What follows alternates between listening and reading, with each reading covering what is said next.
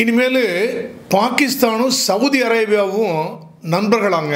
India உள்பட எந்த ஒரு நாடு பாகிஸ்தானை தாக்குனாலும் உடனே சவுதி அரேபியாவும் இந்தியாவுக்கு எதிராக போரில் குதிக்குமா? என்னங்க இது நடக்குமா? என்ன நடக்குது? உண்மையான கள நிலவரம் என்னங்க? வாங்க பார்க்கலாம். கடந்த 9/9/2025 அன்னைக்கு இஸ்ரேல் நாடு என்ன பண்ணுச்சு அப்படின்னா, ஹமாஸ் தீவிரவாதிகள் சொல்றாங்க இல்லையா, ஹமாஸ்ல அதாவது பாலஸ்தீனியர்கள் அந்த காசா பிரிவில் உள்ளவங்க போராளிகள் சொல்றாங்க. ஆனா இஸ்ரேல் எங்களுக்கு அவங்க தீவிரவாதிகள், எங்க நாட்டில் நிறைய பேர் கிட்னாப் பண்ணிட்டு போய் கொண்டுட்டாங்க அப்படின்னு சொல்றாங்க. அதுல இப்ப சமாதான உடன்படிக்கை செய்யலாம், மீதி எஞ்சி உள்ள அந்த பணைய கைதிகளை விடுவிச்சுங்க அப்படின்னு சொன்னோம்னா ஹமாஸ் தலைவர்கள் விடவே மாட்டேங்கிறாங்க, பேச்சுவார்த்தைக்கு அவங்க தான் முட்டுக்கட்டையாக்குறாங்க அப்படின்னு கோபமடைந்த இஸ்ரேல், ஹமாஸ் தலைவர்கள் எங்க இருந்தாலும் நாங்க வேட்டையாடுவோம், ஏன்னா எங்க நாட்டு மக்களை கொன்ன நபர்கள் எந்த ஒரு நாட்டில் இருந்தாலும் அந்த நாடு வரை எங்களுடைய ஜூரிசெக்ஷன் எக்ஸ்டெண்ட் ஆகும், பிரியம்டிவ் ஸ்ட்ரைக் நாங்க பண்ணுவோம், மேற்கொண்டு தாரா நடக்க விடாம எங்களுக்கு ஆபத்து ஏற்படாம பண்ணுவோம் சொல்லிட்டு நம்ம கத்தார் நாட்டில் தோஹா தலைநகர் இருக்கு இல்லையா, அதனுடைய தலைநகர் அங்க கத்தார் நாட்டினுடைய அரசாங்கத்தினுடைய பாதுகாப்பில் பங்களாவில் தங்க வைக்கப்பட்டிருந்த ஹமாஸ் தலைவர்களை குறிவைத்து இங்கிருந்து மிசைல் அனுப்பி, நல்லவேளை முக்கியமான லீடர் தப்பிச்சிட்டாங்க, ஆனா அவங்க கூட இருந்த மற்ற போராளி குழுக்கள், தீவிரவாதி குழுக்கள் அல்லது முக்கியமான ஹமாஸ் தலைவர்கள் இறந்துட்டாங்க, அந்த குண்டு வெடிப்பில் இறந்துட்டாங்க. கத்தார் அரசாங்கத்துக்கு மிகப்பெரிய கோபம். இஸ்ரேலுக்கும் ஹமாஸுக்கு தானே சண்டை, நீங்க போடுங்க, எங்க ஊர்ல வந்து நீ எப்படி தாக்கலாம், நான் ஒன்னும் இஸ்ரேலை தாக்கல, எனக்கு இஸ்ரேல் பகை இல்ல, வருத்தம் இருந்தா கூட எங்களுக்கு பகை இல்லை, எப்படி நீங்க வந்து இவ்வளவு நாடு விட்டு நாடு வந்து எங்க இதுல மிசைல் தாக்கலாம், எங்களுடைய சாவரனிட்டி எங்களுடைய இறையாமையை பாதிக்கிறது, அப்ப நாங்க ஒரு இண்டிபெண்டன்ட் சாவரின் கண்ட்ரி அப்படிங்கறதுல என்ன ஒரு அர்த்தம் இருக்குது அப்படின்னு கத்தார் நாட்டுக்கு ரொம்ப கோபம். கத்தார் எமிருக்குலாம் ரொம்ப கோபம். பிரைம் மினிஸ்டர்லாம் பார்த்தா கோபமா நிறைய அறிக்கை விட்டார், எங்க நாட்டுக்கு இப்படின்னு. ஏங்க, நாங்க கத்தார் நாடை காக்கணும், அதுக்கு வேண்டிய ராணுவ தளம் வேணும், நீங்க மிலிட்டரிலாம் சப்போர்ட் பண்ணுங்க அப்படின்னு சொல்லி அமெரிக்காவுக்கு ரெக்வெஸ்ட் பண்ணி, அமெரிக்காவுடைய மிகப்பெரிய ஒரு மிலிட்டரி பேஸ் வந்து கத்தார்ல தோஹால இருக்குது. ஏறத்தாழ 6500 to 7000 பேர் அமெரிக்க வீரர்கள் கத்தார் நாட்டினுடைய பாதுகாப்புக்காக வேண்டி இருக்கிறாங்க. ஏர்பேஸ் நிறைய போர் விமானங்கள் இருக்கு. இவ்வளவும் இருக்கும்போது அமெரிக்கா எங்களுக்கு நண்பன் அப்படின்னு சொல்லி எங்களை பாதுகாப்பதற்காக மிலிட்டரி பேஸ் வச்சுக்காங்க சொல்லி அவங்களுக்கு ஏராளமான டாலர் பணத்தை நாங்க கொடுக்கிறோம், அதுக்கு வாடகை மாதிரி கொடுக்கிறோம் நாங்க. அப்படி இருக்கும்போது அவங்களுக்கு நாங்க இவ்வளவு பண்ணியும் எப்படி அமெரிக்காவுடைய சம்மதம் இல்லாமலா வந்து இஸ்ரேல் எங்க தோஹா நாட்டில் வந்து தாக்கி ஹமாஸ் தலைவர்கள் இப்படி அழித்தார்கள், எப்படி பண்ண முடியும் நீங்க அப்படின்னு அமெரிக்கா மேல ஒரு கோபமா அறிக்கை விட்டாங்க. அமெரிக்கா சொன்னாங்க, இஸ்ரேலுடைய பிரைம் மினிஸ்டர் பெஞ்சமின் நேதன்யாகு எங்களுக்கு சொல்லல, சொல்லாம பண்ணிட்டாரு, பண்ணிருந்த தப்பு தாங்க அப்படின்னு டொனால்டு ட்ரம்ப் அறிக்கை விடுறாரு. ஆனா வெள்ளை மாளிகையில் இருந்து இப்படி தாக்குதல் நடத்துவதற்கு முன்னாடியே அமெரிக்காவுக்கு இஸ்ரேல் இன்ஃபார்ம் பண்ணிருச்சு, நாங்க எங்க தூதர் மூலமாக கத்தார் அரசாங்கத்துக்கு இன்ஃபார்ம் பண்ணிட்டோம் அப்படின்னு சொல்லி ஒரு முரண்பாடான பல்வேறு தகவல்கள் வந்திருந்தது. எப்படி இருந்தாலும் இஸ்ரேல் நாடு கத்தார் நாட்டில் உள்ள ஹமாஸ் தலைவர்களை குறிவைத்து இப்படி ஒரு மிசைல் தாக்குதல் பண்ணி அவங்களை கொன்னது மிக கொடூரமான குற்றம் அப்படின்னு சொல்லி கத்தார் அவங்க மேல ரொம்ப கோபமா இருந்தாங்க. இவ்வளவு நம்ம அமெரிக்கா ஃப்ரெண்டா இருந்தா கூட எப்படி இப்படி பண்ண போச்சு அப்படின்னு அமெரிக்கா மேல கோபம், இஸ்ரேல் மேல கோபம். இதை சும்மா விடக்கூடாது அப்படின்னு கத்தார் நினைச்ச உடனே எல்லா அரபு இஸ்லாமிக் கண்ட்ரி இருக்காங்க இல்லையா, இஸ்லாமிய நாடுகள், இவங்க எல்லாம் நம்ம ஒன்னு சேர்ந்து இந்த தோஹா நகரில் நடந்த தாக்குதலை கண்டிச்சு அறிக்கை விட்டு நம்ம எல்லாம் ஒன்னு சேரணுங்க அப்படின்னு சொல்லி 15-14 செப்டம்பர் 2025 அன்னைக்கு கத்தார் நாட்டினுடைய தலைநகர் தோஹாவில் வைத்து அரபு இஸ்லாமிக் சமிட், அதாவது அரேபிய இஸ்லாமிய உச்சி மாநாடு அப்படின்னு ஒரு மாநாடு ஆரம்பிச்சாங்க. ஏறத்தாழ ஒரு 57 நாடுகள், அந்த முஸ்லீம் நாடுகள் ரொம்ப தீவிரமாக ஒரு இது வச்சிருக்காங்க, ஒரு அலையன்ஸ். அதில் உள்ள 40 நாடுகள் வரை இந்த தோஹா உச்சி மாநாட்டில் பங்கேற்றுக்கிட்டாங்க. அதில் முக்கியமான நாடுகள் எப்படின்னு பார்த்தோம்னா துருக்கி, எகிப்து, யுஏஇ அதாவது United Arab Emirates, Saudi Arabia மற்றும் பாகிஸ்தானும் அதுல போய் சேர்ந்துக்கிடுச்சு. அரப் கண்ட்ரிக்கு சம்பந்தம் இல்லை, இங்க பக்கத்துல இந்தியா பக்கத்துல இருக்கிறாங்க, அவங்க எல்லாம் முஸ்லீம் நாடா அப்படின்னு சொல்லி இவரும் ஒட்டிக்கிட்டாரு. போய் ஷெபாஸ் ஷரீப் போய் பிரைம் மினிஸ்டர் அந்த மீட்டிங்ல போய் அட்டெண்ட் பண்ணிக்கிட்டாரு. என்ன பேசுனாங்க? இஸ்லாம் என்ற மத ரீதியாக அரப் கண்ட்ரிஸ் மட்டும் இல்ல, இஸ்லாமிய நாடுகள் அனைவரும் ஒன்று சேர வேண்டும். இஸ்லாமிய நாட்டை வேற ஒரு நாடு தாக்குனா அவங்க தண்டனைக்கு உள்ளாக்கப்பட வேண்டும், தப்பிச்சுட்டு போகவே கூடாது அப்படின்னாரு. இல்ல பாகிஸ்தான் பிரைம் மினிஸ்டர் ஷெபாஸ் ஷெபாஸ் ஷரீப் கலந்துட்டு இருக்காரு இல்லையா, அவர் உடனே எங்கிட்ட நியூக்ளியர் வெப்பன் இருக்கு, எங்கிட்ட அணுகுண்டு இருக்குங்க.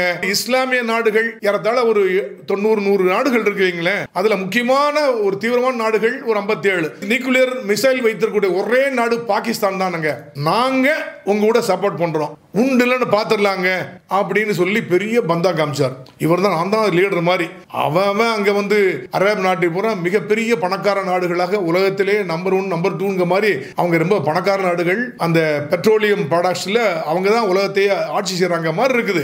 ஆனா நியூக்ளியர் பாம் எங்கிட்ட இருக்குது, நாங்க தாங்க தலைவருங்க மாதிரி ஷெபாஸ் ஷரீப் பந்தா காமிச்சு விடக்கூடாது, நம்மளாம் ஒண்ணு செய்வோம்னு இவர் லீட் பண்ணி போற மாதிரி அந்த மீட்டிங்ல எல்லாமே பேசினார். இப்போ எப்படிங்க தண்டிக்க முடியும்? இப்போ இஸ்ரேல் நாடு ஹமாஸ் தீவிரவாதிகளுக்கு புகலிடம் அளித்து கத்தார் நாட்டினுடைய தலைநகர் தோஹாவில் வச்சிருக்காங்க. அவங்க தான் பேச்சுவார்த்தைக்கு முட்டுக்கட்டை ஆகிறாங்க, அவங்க தான் இஸ்ரேல் மீதான அனைத்து தாக்குதல்களுக்கும் காரணமாக இருக்கிறாங்க அப்படின்னு சொல்லி ஒரு மிசைல் அட்டாக் அடிச்சாங்க. அப்போ இதுவரைக்கும் நீங்க நல்லா யோசிச்சு பாருங்க, இஸ்ரேல் நாட்டுக்கும் அந்த ஹமாஸ் தீவிரவாதிகள் அல்லது போராளிகள் சொல்றாங்களே அவங்களுக்கு என்ன பிரச்சனை? 7/10/2023 அன்னைக்கு அந்த ஹமாஸ் தீவிரவாதிகள் இஸ்ரேல் நாட்டுக்குள் புகுந்து ஆயிரக்கணக்கானவர்களை கொன்று ஆயிரக்கணக்கானவர்களை கிட்னாப் பண்ணி போயிட்டாங்க. இதாங்க ப்ராப்ளம். அப்போ 2023 அக்டோபர்ல இருந்து இஸ்ரேல் நாடு அந்த காசா பகுதியில் போய் ஹமாஸ் தீவிரவாதிகளை ஒழிக்கிறேன்னு சொல்லி அப்பாவி பொதுமக்கள் லட்சக்கணக்கில் கொல்லப்படுகிறாங்க, லட்சக்கணக்கில் எல்லாமே முடமாயிட்டாங்க. இவ்வளவு பெரிய செய்யறாங்களே, இதெல்லாம் வந்து இஸ்ரேல் மட்டும் அவங்க தனித்து நின்று பண்றாங்களா? அவங்களுக்கு முழு ஆயுத உதவி செஞ்சு நான் இருக்கேன் பாத்துக்கோ அப்படின்னு சொல்லக்கூடிய நாடு எதுன்னா அமெரிக்கா தானே. அப்போ இந்த இஸ்லாமிக் உச்சி மாநாடு நடந்தது இல்லையா தோஹாவில், இந்த நாடுகள்ல அமெரிக்காவை கண்டுப்பதற்கு அவங்களுக்கு வக்கு இருக்கிறதா, அவங்களுக்கு துப்பு இருக்கிறதா? பண்ண முடியுமா? அவங்க ஏத்து அமெரிக்காவை ஏத்து பேச முடியுமா? ஏன்னா முக்கியமான அந்த அரேபிக் நாடுகள் எல்லாமே அமெரிக்காவை, ஏன்னா எங்களுக்குள்ள எங்க இஸ்லாமிய நாடுகளுக்குள்ளேயே எங்களுக்குள்ள பிரச்சனை இருக்கு, ஒருத்தர் பிடிச்சு கபலீகரம் செய்யறதுக்கு முயற்சி பண்றாங்க. அதனால எங்களுக்கு பாதுகாப்பு வேணும், எங்களுக்கு நிறைய மிலிட்டரி சப்போர்ட் வேணும். சப்போர்ட் எல்லாம் இல்லாம இருக்கு, ஆர்மி எங்களுக்கு இல்ல, சொபிஸ்டிகேட்டட் வெப்பன் இல்ல, நீங்க ஹெல்ப் பண்ணுங்க அப்படின்னு அமெரிக்கா கூட கான்ட்ராக்ட் போட்டு Kuwait, Qatar, United Arab Emirates, Iraq போன்ற பல்வேறு இடங்களில் அமெரிக்காவுடைய மிலிட்டரி பேஸை கொண்டாந்து வச்சுட்டாங்க. கத்தார் நாட்டினுடைய தலைநகர் தோஹாவில் தான் இஸ்ரேல் அட்டாக் பண்ணாங்க அந்த ஹமாஸ் லீடரை. அந்த எங்க அட்டாக் பண்ணாங்களோ அதுல இருந்து ஒரு 4 கிலோமீட்டர் 5 கிலோமீட்டர் தள்ளி போனாலே போதும், அமெரிக்காவுடைய பெரிய மிலிட்டரி பேஸ் ஏறத்தாழ 8000 வீரர்கள் மேல இருக்காங்க, நிறைய வெப்பன் இருக்கு. தன்னுடைய பாதுகாப்புக்காக வேண்டி நீங்க வாங்க அப்படின்னு சொல்லி அமெரிக்காவுக்கு பணம் கொடுத்து கான்ட்ராக்ட் போட்டு மிலிட்டரி பேஸ் வைங்கன்னு சொன்ன இந்த அரபு நாடுகள் எப்படிங்க அமெரிக்காவை எதிர்த்து நீங்க இஸ்ரேலுக்கு சப்போர்ட் பண்றீங்க? இஸ்ரேலுக்கு நீங்க தான் வெப்பன் கொடுக்குறீங்க, உங்க வெப்பனை பயன்படுத்திட்டு எங்க தோஹாவில் அடிச்சிட்டாங்களே அப்படின்னு ஸ்ட்ரைட்டாவே யுஎஸ்ஏவை கன்ஃபர்ம் பண்ண முடியுமா? முடியாது. அமெரிக்க பிரசிடென்ட் கூட ஏங்க எங்களுக்கு தெரியாம நடந்து போச்சு, நாங்க கண்டிச்சிட்டோம் அப்படிங்கிற மாதிரி ஒரு பேசிவை பண்ணி பூசி வெளியே தான் பேசிட்டாரு. இருந்தாலும் இதை சும்மா விடக்கூடாது, நம்ம வந்து அமெரிக்காவை பயக்க முடியாது, ஏன்னா அவங்க பேஸ் இங்க இருக்கு, நினைச்சானா ஒரு நிமிஷம் நம்மள அடிச்சிருவாங்க, ஒன்னும் செய்ய முடியாது அப்படின்னு சொன்ன அந்த நபர்கள் எல்லாருமே இஸ்ரேலை கண்டிச்சு அந்த தோஹா அரபு இஸ்லாமிக் சம்மிட்ல இஸ்ரேல மிகப்பெரிய கண்டனம் தெரிவிச்சு இஸ்ரேல் ஒழிக்கப்படணும், அது நம்ம எல்லாம் ஒன்று சேரணும் அப்படின்னு பேசி சும்மா பேப்பர்ல அப்படியே ஒரு கூக்குரலிட்டு ஒரு கர்ஜித்துட்டு விட்டுட்டு முடிச்சிட்டாங்க. ஆனா பாருங்க, பாகிஸ்தான் பிரைம் மினிஸ்டர் ஷெபாஸ் ஷரீப் இருக்காரு பாருங்க, அவருக்கு சரியான மூளை, பின்னாடி இருக்கு தூண்டி விடுறது பூரா இல்ல நம்ம ஃபீல்டு மார்ஷல் ஆசிம் முனீர் என்ன பண்ணாங்க, இதுதான் சமயம், இப்ப அரபு கண்ட்ரிஸ் எல்லாம் இஸ்ரேலை பார்த்து பயந்துகிட்டு அமெரிக்காவை எதிர்க்க முடியல, ஆனா இஸ்ரேலை பார்த்து பயந்துகிட்டு நம்ம எல்லாம் ஒன்னு சேரணும் அப்படிங்கிற ஒரு கூட்டணி முயற்சிக்கு வந்துட்டாங்க.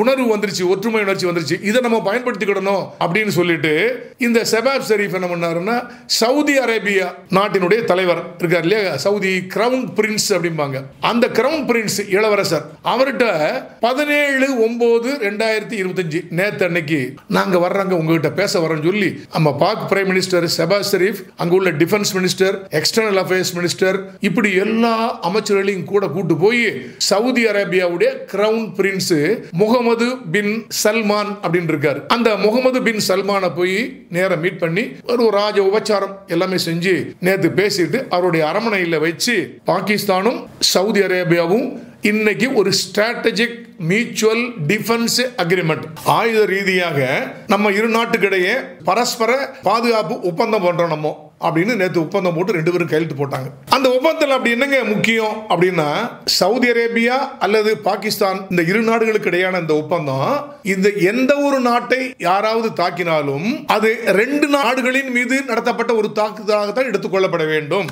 அது மட்டும் இல்ல, இப்போ சவுதி அரேபியாவை யாராவது தாக்குனாங்கன்னா தேவைப்பட்டால் பாகிஸ்தான் நியூக்ளியர் வெப்பனை அவங்களுக்கு கொடுக்கும், அணுகுண்டை நாங்கள் கொடுக்க ரெடியாக இருக்கிறோம் அப்படிங்கிற மாதிரி ஒரு மிகப்பெரிய ஒரு ஒப்பந்தம் போட்டாங்க. இந்த ஒப்பந்தத்தினால நமக்கு என்னங்க ஏதாவது பாதிப்பு இருக்குதா? பாகிஸ்தான் அங்கே போய் சவுதி அரேபியா ஒப்பந்தம் போடுறாங்கன்னா அதிகமான லாபம் சவுதி அரேபியாவுக்கு தான். ஏன்னா பாகிஸ்தான்கிட்ட மட்டும்தான் ஒரே ஒரு முஸ்லீம் கண்ட்ரி, பாகிஸ்தான்கிட்ட மட்டும்தான் அணு ஆயுதம் இருக்கு, மற்றவங்ககிட்ட யாருமே இல்லை. அப்போ இந்தியாவுக்கு என்ன பாதிப்பு அப்படின்னா ஒன்றும் இல்லைங்க, பயப்பட வேண்டிய அவசியமே இல்லை. ஏன்னா இப்போதைக்கு பாகிஸ்தான் என்ப நம்ம சகோதர நாடானது ஒரு பிச்சைக்கார நாடு, பேங்க்ரப்ட், அங்கே பொருளாதாரமே போச்சுங்க, ஒன்றுமே செய்ய முடியாது, அரசாங்கத்தை நடத்த முடியாது. ஏன்னா international monetary fund, America, China, Saudi Arabia, United Arab Emirates போன்ற நாடுகள் இருந்து கடன் வாங்கித்தாங்க அங்க அரசாங்கத்தை நடத்துறாங்க. அரசாங்கத்துக்கு சம்பளம் கொடுக்க கூட அங்க இல்ல, வாங்கி தான் பண்ணிட்டு இருக்காங்க. சமீபத்தில் கூட ஆபரேஷன் சிந்தூருக்கு அப்புறம் IMFல இருந்து பில்லியன்ஸ் அண்ட் பில்லியன்ஸ் ஆஃப் ஒரு லோன் வாங்கினாங்க. அது கூட இந்தியா கொடுக்க கூடாது சொல்லும் போது அமெரிக்க பிரசிடென்ட் டொனால்டு ட்ரம்ப் அவர்கள் தலையிட்டு தான் அந்த லோனையே ரிலீஸ் பண்ணாங்க. அப்படி லோன்லயே வாழக்கூடிய நாடுதான் இந்த பாகிஸ்தான். அப்போ லோன் வாங்கி இவ்வளவு போது மேற்கொண்டு ஒண்ணுமே இல்லை. அப்போ என்ன பண்றாங்க, இந்த பாகிஸ்தான் 2 விதமான ட்ரம்ப் கார்டை போடுறாங்க. எங்க நம்ம எல்லாம் இஸ்லாமிக் நாடுகள், அதாவது உம்மா சொல்லுவாங்க, UMMAH, உம்மா அப்படின்னா அந்த இஸ்லாமிய பற்று, நம்மெல்லாம் ஒரு இஸ்லாமிய பற்றுள்ள நாடுகள், நம்ம ஒன்று சேரணும். ஒன்று. ரெண்டாவது, இஸ்லாமிய நாடுகள் உங்களுக்கு யாருக்கும் நியூக்ளியர் வெப்பன் இல்லை, அணு ஆயுதம் இல்லை, ஏன்ட்ட அணு ஆயுதம் இருக்கு, அதனால நமக்கு எல்லா நாடுகளுக்கும் ஒரு பாதுகாப்பு, பய உணர்ச்சியை உண்டு ஏற்படுத்தலாம் மற்றவங்களுக்கு, அதனால நம்ம 2 பேரும் ஒப்பந்தம் போட்டுக்கிறோம் அப்படின்னு சொல்லி ஒரு மிகப்பெரிய ஒரு பந்தா கட்டினார். நோக்கமே என்னன்னா, சவுதி அரேபியாட்ட இருந்து மேற்கொண்டு லோன் வாங்கணும். சவுதி அரேபியா இஸ்ரேலுக்கு எகென்ஸ்டா இருக்கு, ரைட்டு.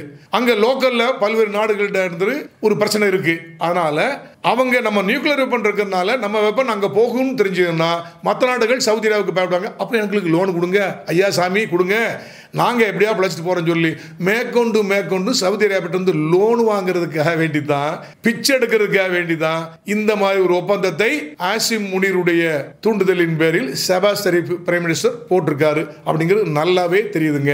இதுல பாகிஸ்தான் பாருங்க, இவங்க பெரிய நியூக்ளியர் வெப்பனா பெரிய விஷயமா, உள்நாட்டு கலவரம் பணியா மறைமுகமா இந்தியாவுக்கு எகென்ஸ்டா தான் பண்றாங்க.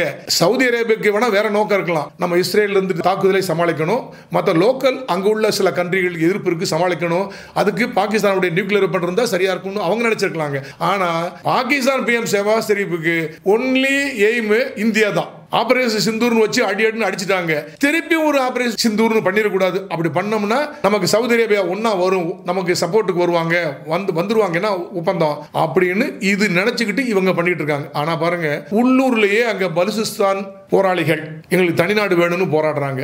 பக்கத்தில் ஒரு சைடில் பார்த்தீங்கன்னா தலிபான் தீவிரவாதிகள் அல்லது போராளிகள் அவங்க போராடிட்டு இருக்காங்க. பாகிஸ்தானுக்கு உள்ளேயே சன்னி முஸ்லீம், ஷியா முஸ்லீம் கூட நிறைய போராட்டம், அவங்களுக்குள்ளேயே ஒருத்தர் மாறி மாறி குண்டு வச்சுக்கிறாங்க. இப்போ இந்த சமீபத்திலுடைய சங்காய் கோஆபரேஷன் ஆர்கனைசேஷன்ல பாத்தீங்கன்னா பெரிய மூக்குடைப்பு ஷெஹபாஸ் ஷெரீப்புக்கு. இவர் வாட்ட எல்லார்ட்டையும் பேசுறதுக்காண்டி கையை நீட்டிட்டு பாக்குறாரு. விளாடிமிர் புட்டினும் சரி, சைனீஸ் பிரசிடென்ட் ஜி ஜின்பிங் சரி, மோடி எல்லாமே தனியா இவரை கண்டுக்காம உதாசீனப்படுத்திட்டு அவங்க போயிட்டு இருந்தாங்க. அதுல மிகப்பெரிய மூக்குடைப்பு. சோ இதெல்லாம் விட்டு இப்ப நம்ம ஒரு பந்தா காமிக்கணும், இந்தியா நம்மளை பார்த்து கொஞ்சம் பயப்படணும் அப்படின்னு ஒரு நோக்கம். இன்னொன்னு, நம்ம லோன் வாங்குறது ரொம்ப ஈஸி, சவுதி அரேபியா நல்ல அவங்களுடைய நெஞ்சத்தில் இடம் பிடித்து விடுவோம், நம்ம நிறைய லோன் வாங்கலாம் அப்படிங்கிறது தாங்க. இப்போ புதுசா இந்த ஸ்ட்ராட்டஜிக் மியூச்சுவல் டிஃபென்ஸ் அக்ரிமெண்ட் அப்படின்னு போட்டு மற்ற நாடுகள்லாம் பயமுறுத்துறாங்களாம் அப்படின்னு சொல்லி இந்த பாகிஸ்தான் பண்ணியிருக்கிறாங்க. இப்போ இது உண்மையிலேயே சவுதி அரேபியா நம்ம இந்தியாவுக்கு எகென்ஸ்டா போகுமாங்க? இப்போ ஒரு ஆபரேஷன் சிந்தூர் என்ன சொன்னாங்க, நம்ம பிரைம் மினிஸ்டர் மோடி அவர்கள் என்ன சொன்னாங்க, இன்னும் ஆபரேஷன் சிந்தூர் முடியலைங்க, ஒரு பாஸ் பண்ணி தான் வச்சிருக்கோம், இன்னொரு முறை ஒரு தீவிரவாத தாக்குதல் நடந்தால் ஆபரேஷன் சிந்தூர் தொடர்ந்து நடக்கும் அப்படின்னு தான் சொல்லிருக்காங்க. இப்போ நிறுத்தி வச்சிருக்கிறோம், நான் முடிச்சு வைக்கல அப்படிதான் சொன்னாங்க. அப்போ இன்னொரு ஆபரேஷன் சிந்தூர் அப்படின்னு ஒன்று நடந்தோம்னா என்ன ஆகும்? அப்போ சவுதி அரேபியா நமக்கு எதிராக நமக்கு வருவாங்களா? வரவே சான்ஸே இல்லைங்க.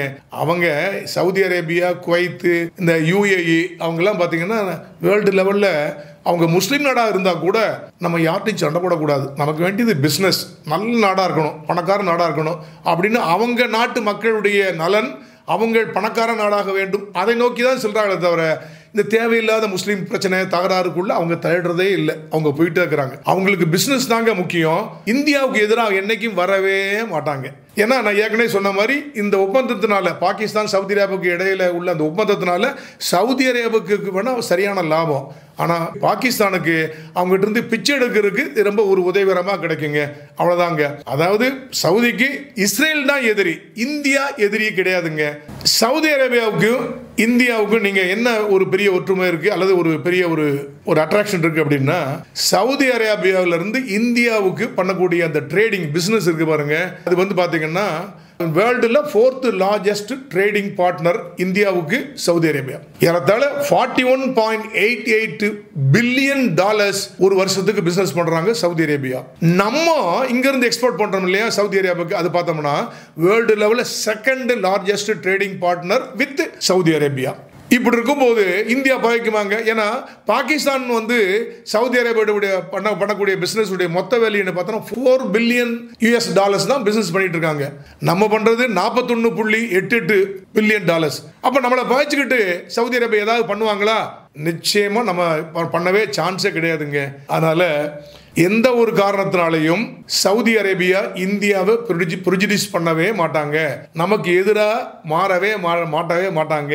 எப்படியாவது இந்த சவுதி அரேபியா பாகிஸ்தான் இப்போ 17/9/2025 போட்ட இந்த மியூச்சுவல் அக்ரிமெண்ட் இருக்கு பாருங்க, இந்த அக்ரிமெண்ட்டை பயன்படுத்திட்டு இந்தியாவை எப்படியாவது பயமுறுத்தலாமா அப்படின்னா நினைச்சுக்கிட்டு எப்படியாவது அதை பயன்படுத்தி நம்ம அரப் கண்ட்ரீஸ்ல நம்ம நியூக்ளியர் பண்ண காமிச்சு பணம் வாங்கி லோன் வாங்கி நம்ம நாட்டை நடத்தணும் அப்படிதான் பார்த்துட்டு இருக்காங்க. தவிர இந்தியாவுக்கு ஒரு ஆபத்தும் இல்லை, இந்தியாவுக்கு ஒரு பயமும் இல்லைங்க.